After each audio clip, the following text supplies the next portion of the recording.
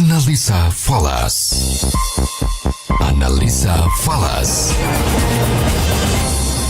Baik, mitra bisnis Pas FM, kita masuki sesi analisa falas, dan untuk itu saya Beni Rahmadi akan berbincang bersama dengan trader dan analis pasar uang Bapak Rio Lee. Selamat sore Pak Rio. Selamat sore Mas Beni.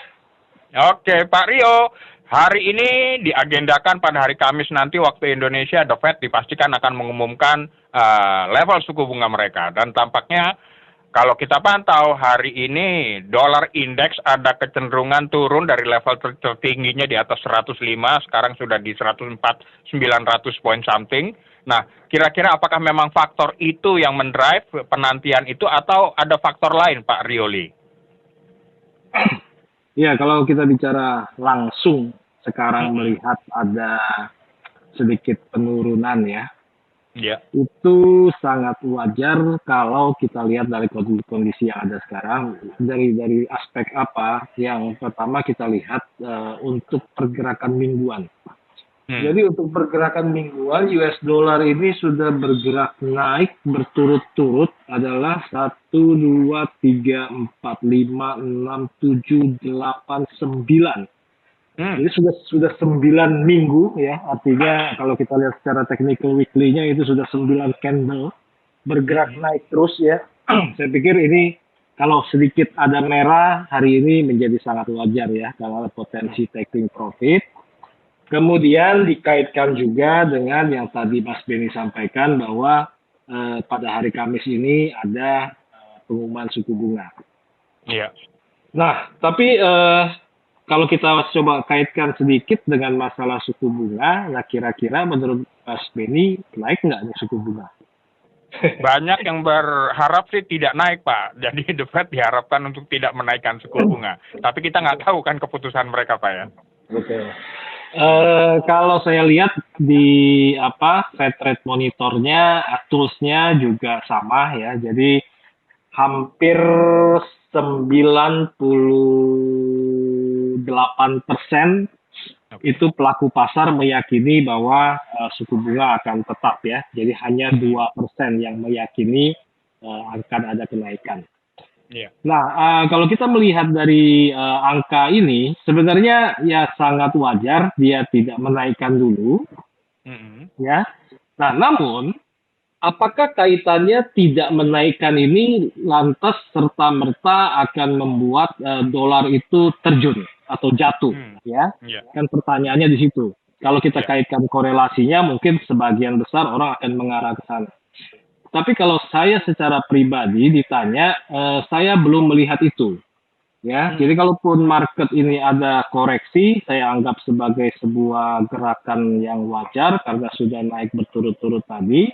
Tapi kalau ditanya kepada saya mengenai medium term ataupun mungkin long term sampai dengan saat ini, saya masih melihat potensi penguatan US dollar itu masih cukup besar. Okay. Ya, sama seperti minggu-minggu sebelumnya.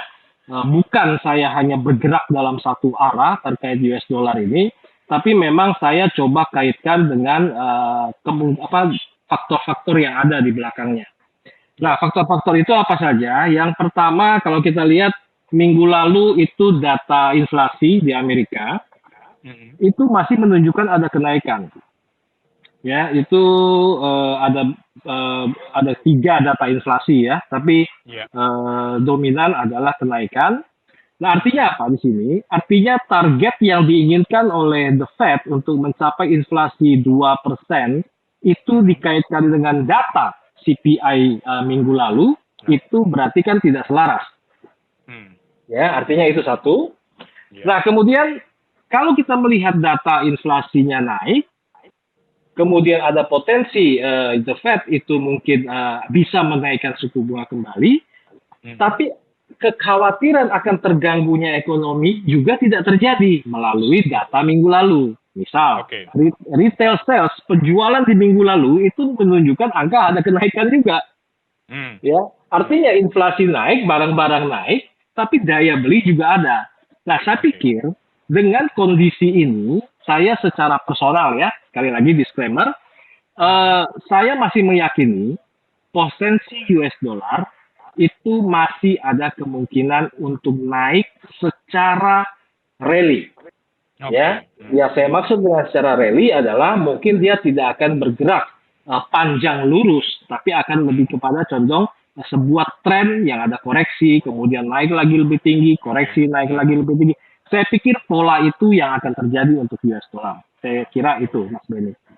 Oke, itu sampai hari Kamis atau bagaimana Pak? Karena pengumuman pentingnya kan pastinya hari Kamis dini hari ini Pak ya. Betul, betul. Saya kalau sampai hari Kamis ya saya pikir sangat beralasan ya untuk bergerak seperti itu. Tapi saya pada kesempatan ini untuk US dollar saya kurang menyarankan atau kurang merekomendasi untuk transaksi secara short term. Ya artinya transaksi harian pendek. Saya lebih suka adalah untuk sedikit medium term atau sedikit long term. Ya, supaya apa? Supaya ya kita siap dengan apa yang terjadi. Misalnya ada koreksi yang agak dalam pada hari Kamis nanti ya. Ada koreksi agak dalam. Nah, kita siap. Tapi tren globalnya saya masih sedikit cukup meyakini lah ya bahwa potensi US dollar ini masih kemungkinan naik saya pikir. Saya kira seperti itu. Support dan resistennya bisa diungkapkan Pak Rioli untuk dolar indeks ini paling tidak? Oke, kalau mengacunya kepada dolar indeks, saya pikir untuk posisi kalau misalnya ada koreksi dan kita mencari sedikit titik aman ya, itu ada di angka 105. Oke. Sekarang kan sekitar 105.2 ya. 105.2 itu adalah supportnya. Nah, kemudian kalau resistennya, saya pikir itu ada di angka 105.4. 105.4. Ya, saya kira di area situ, kalau misalnya mengikuti support resisten, maka dua titik itu. Tapi kalau lebih safety buy low, yaitu lebih baik di angka 105 tadi menurut saya. Oke. Baik, kalau begitu untuk rupiah sendiri dampaknya seperti apa ini Pak? Kalau Bapak melihat paling tidak sampai hari Kamis nanti lah. Ya, minggu lalu sebenarnya saya sudah sampaikan potensi rupiah kita ada kecenderungan memang melemah ya. Terbukti dengan terjadi pelemahan walaupun pelemahannya tidak sangat besar. Minggu lalu ada pelemahan rupiah sekitar 0,2% ya. Nah, dari tadi kondisi yang saya sampaikan bahwa ada potensi US dollar menguat, otomatis secara korelasi maka saya juga masih berpandangan bahwa rupiah akan punya kecenderungan untuk melemah. Ya. Oke. Nah, untuk pelemahan ini kalau kita melihat juga dari aspek kepercayaan asing untuk Indonesia, selama 2 minggu berturut-turut, termasuk 2 minggu sebelumnya dan minggu lalu ya, itu ada dana asing itu keluar ya 7,57 triliun plus di minggu lalu itu kalau saya tidak salah sekitar 4 triliun lebih. Nah, artinya ini ada trust yang sedikit menurun ya. Saya tidak tahu mungkin ini karena ada suhu politik yang mulai sedikit memanas ya. Kemudian juga kalau kita pantau di sektor real di Indonesia ini saat ini juga kurang begitu baik ya. Banyak market perdagangan retail khususnya ini cenderung agak sepi.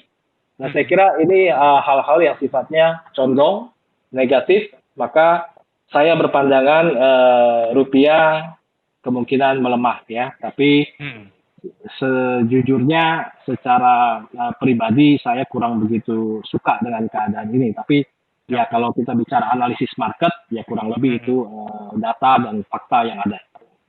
Oke. Support dan resistannya bisa diungkap Pak untuk rupiah Pak paling tidak sampai dengan Kamis. Untuk rupiah 15 ribuan Mas. Ya karena begitu jujur saya begitu saya punya pandangan rupiah akan melemah saya tidak tertarik untuk melirik. Tapi kembali lagi kalau kita melihat support resisten mungkin ada support di angka dekatnya itu adalah 15.360 ya. Kemudian support di bawahnya itu ada 15.34, 15.340 ya. Kemudian untuk resisten yang paling dekatnya itu ada di 15.370. Ya, khususnya para pelaku pasar yang ada kaitan dengan rupiah, saya sedikit menyarankan untuk memantau apa yang akan disampaikan oleh The Fed pada saat pengumuman suku bunga nanti. Ya, Jadi pengumuman suku bunga nanti tentunya diikuti dengan testimoni atau statement dari The Fed itu sendiri. Nah, dibaca, dipantau apa kecenderungan The Fed untuk suku bunga berikut. Nah, kalau kecenderungannya ini adalah dominan hawkish ya atau kenaikan suku bunga, saya pikir ini rupiah agak sedikit riskan ya. Seperti yang sering saya sampaikan Mas Denny, bahwa dengan disparitas bunga yang tipis antara rupiah dengan dolar, sekali lagi ini tidak akan menarik untuk siapapun holding rupiah untuk dana-dana nganggur, ditambah sektor real, sektor bisnis yang sekarang kurang begitu baik di Indonesia khususnya, saya pikir ini akan menjadi hal yang kurang baik lah ya untuk rupiah kita. Jadi pantau saja.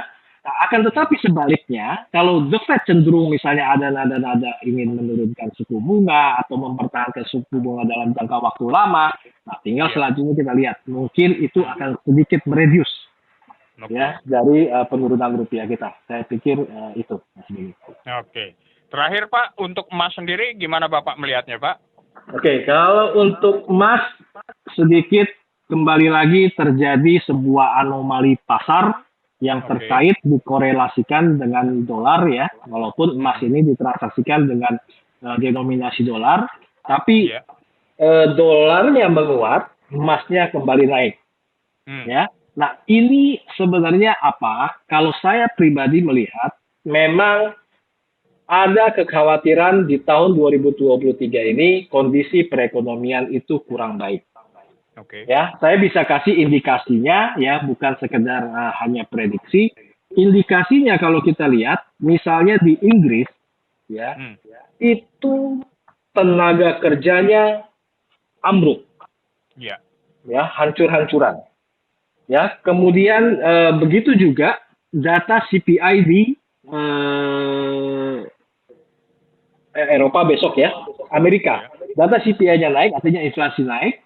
Plus, ya, kalau saya tidak salah, hari ini juga ada sedikit isu kehangatan di daerah China, yaitu di Taiwan, di mana ada pesawat dan kapal perang China itu mendekati wilayah Thailand, berarti ini dikaitkan dengan masalah geopolitik, dan ini biasanya sensitif dengan gold. So, saya melihat ada potensi gold ini menguat. Atau naik, ya. Nah, kembali lagi kalau misalnya kita mau mencari support resisten untuk gold, saya menyarankan di angka kalau ada koreksi sampai dengan sekitar 1920-an atau di bawahnya, saya pikir itu area yang boleh dicoba untuk melakukan buy gold. Dan resistennya Pak? Untuk resisten masih sama, kita lihat double top ini akan terbentuk atau tidak ya. Sekarang sedang ada angka yang terjadi double top di time frame 1 jam. Itu ada di angka sekitar 1930. 1930 ya Pak ya? Oke.